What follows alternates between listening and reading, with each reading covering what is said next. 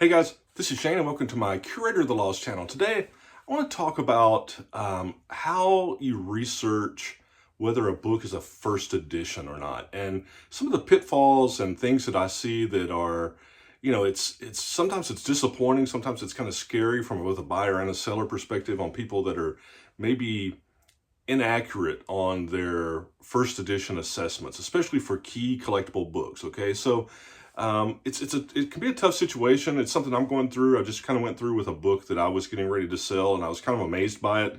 So it made me really want to do this video and talk about it, and get input from everybody and alert you to it if you're facing this as well. So hey, before we jump in, I'd like to say again, thank you so much for the channel support, for the comments, for the views, for the likes. Hey, if you get something out of this, subscribe, hit the like button. We'll just keep doing it, see what happens. So let's jump into the subject at hand. So a couple of weeks ago, I bought at an estate sale this hardback. It says 1946 Animal Farm, George Orwell. Great book. Paid $1 for it. So I'm getting ready to list it. And if you look at it, first thing I noticed when I'm looking is that there's no price on the dust jacket. Okay, so for me that tells me this is probably a book club edition book. That's one of the first things when I'm looking for editions. But when you go to the let's go to the publication. See it says 1946. And there's no other print. There's no edition statements, no print lines. And it's common in older books, okay? So I'm left, what edition is this? Is this really a book club edition? Is it a first edition? And in this case, is it a first American edition? Because the reason as a seller that you want to be accurate, the number one reason is to be honest, right? But and your truth in advertisement for the book in your listings, right? You don't want somebody to buy something on, the pretense or pretext that it's something else, whether that's, in your era or not. You want it to be accurate in your listing. The other reason really that you want it to be accurate is that I don't want to list this as a book club edition if it really is a first edition, because there's a big price swing. There could be $100 price swing difference on this. So as I'm doing research on this, I find out that really the true first edition was like a UK variant with a green cover. So that's easy. I know that's not it. Then I find out that what I would call the first American edition looks just like this, but on the copyright page, it says first American edition. This one clearly does not. So my best indication is that this is indeed what I would call an early Book of the Month Club edition. So this is still a $30 to $40 book. If it was a first American edition, it would be an $80 to $90 book, even higher, depending on condition. So I will list this as a Book of the Month Club edition. However, what astounds me on this is how many listings on eBay have this exact book with the exact points that I just discussed that they're saying first edition. And in some of them, they're even saying first American edition, but the copyright page doesn't say that, and it clearly does. So how do you as a seller, don't make those mistakes? And I don't know there's probably a percentage of people that just don't know and don't do their research, and they see 1946 and they see no other print numbers or anything, so they say first edition. And it's an honest mistake. But I think there's also probably a percentage of sellers that are intentionally doing that. And I see these editions just like this, some people paying 80 or $100 for them when they shouldn't, okay? I guess, as a seller, you could do the same thing and roll the dice, but it's not the right thing to do, right? If you were a buyer, you don't want to do that. I guess it's buyer beware for some people, but you want to be accurate. So I was just kind of astounded by what I saw on the listing. So how do you as a seller do your research? Because there's a lot of information, especially on older books. How do you keep track of that, right? Well, basically the internet is your friend, right? So one thing I always do is I look at other eBay listings. A book like this that's a collectible book, I look at all the other eBay listings, and you will see divergence, and you'll see disagreement, but it gives you that informed opinion on what you've got so that you can dig deeper. Sometimes I'll just do a Google search. I'll just Google Animal Farm, first edition, and maybe you say points or first how to tell first editions. There's some things like books like Dune that are notoriously difficult. There are websites out there that go through touch points that you can go through. Sometimes editions, when you do that Google search, you'll find out that it's on page 37, there's a misspelled word, and that's a true first edition. Or there could be a gutter code that, in the spine, there's maybe a gutter code that tells whether it's a true first edition, right? It's trying to find out. Other resources like biblio.com, I've started looking at them lately.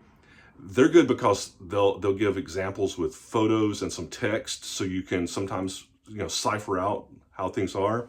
But effectively, between something like Biblio, ABE Books, just a straight Google search, and looking at other eBay listings, you can discern whether your book is a true first edition or not. Let me show you some examples, other examples. Sometimes you get lucky. Like here's a book. It's not a high dollar book, but you get this book. Hey, I see a price here, especially for new books. When there's not a price there, honestly, you always think book club edition.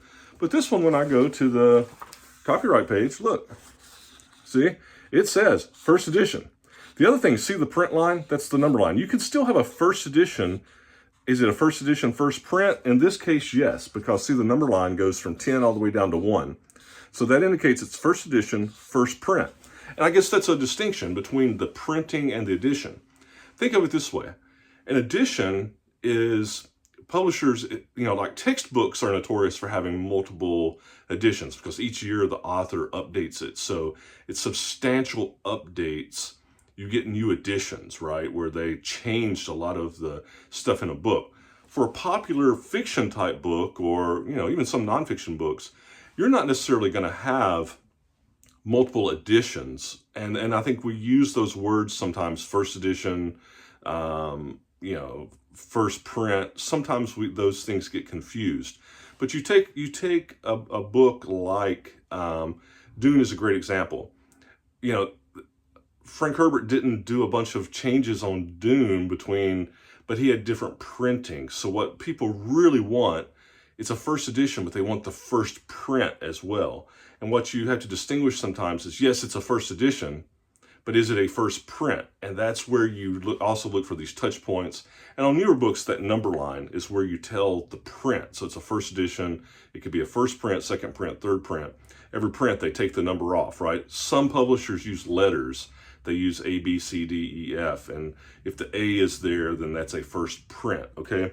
You've got some books. Here's one, a paperback, this God Emperor of Dune. What's interesting about it kind of spells it out. This is an early paperback, but it spells it out. I got my bookmark here. I mean, it says here, there's a Putnam edition in 81, there's a Berkeley edition in 82, and then there's another Berkeley edition in 83. So see, this is like it's a third edition.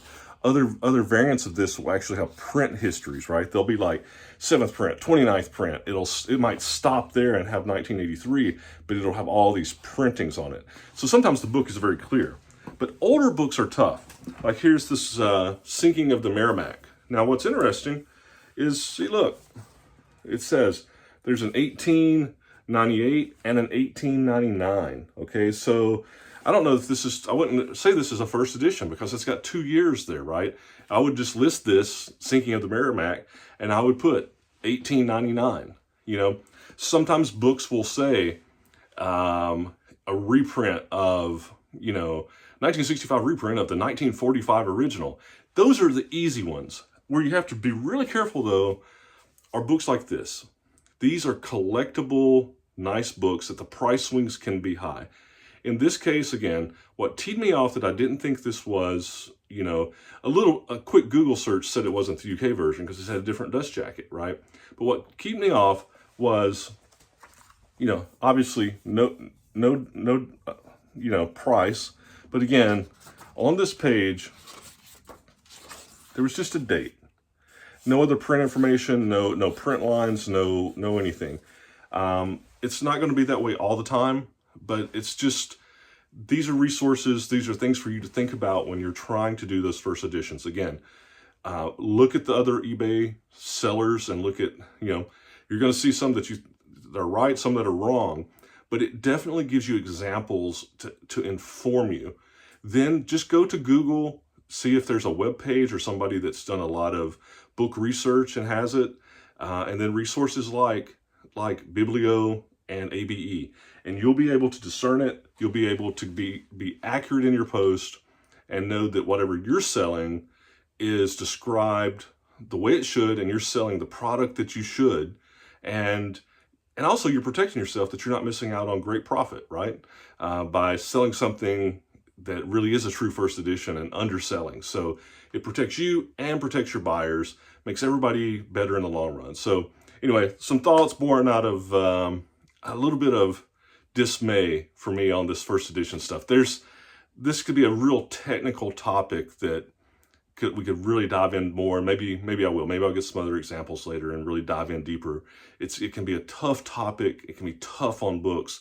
And the bottom line is you just have to do your research and really just dig in and see, what's out there and try to understand it. So good luck. I hope you're finding some really cool old books, first editions, that you have this problem with, that you can, that you got at a good price, that you can turn for a good profit. So it's a good problem to have, right? But it's something you have to do correctly. So with that, again, appreciate the subscriptions, the views, the support. I look forward to your comments and experiences, and we'll talk to you soon. Bye.